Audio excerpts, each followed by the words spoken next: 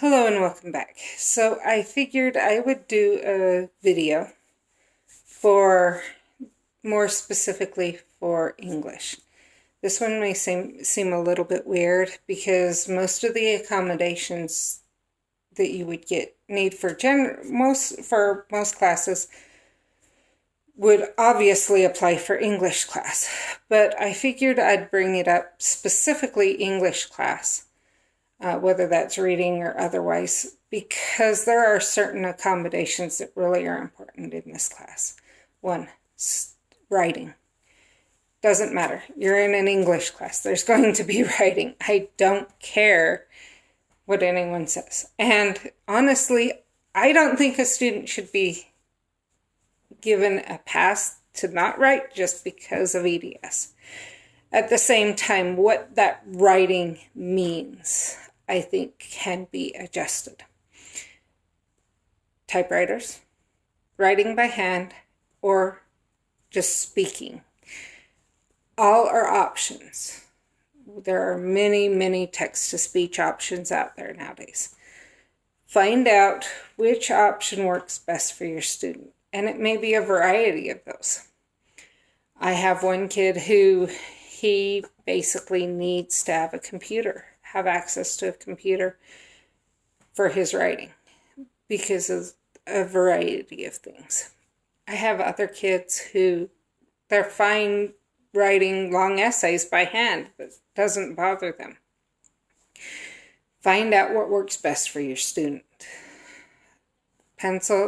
Allow different forms of pencils and or pens. I have heard of classes and teachers who know you have to use this specific number 2 pencil. It can't be any other number 2 pencil. It has to be this specific one. Or this specific pen. Be aware that there are pens and pencils out there that are made to not put as much pressure on the joints, that will allow a child or even an adult to write for longer. Allow those accommodations. I know sometimes those are to make a kid not feel left out or not feel special or things like that. Everyone has to be the exact same. Not everyone's the same. In fact, the reason they needed the accommodations is because their body is not the same.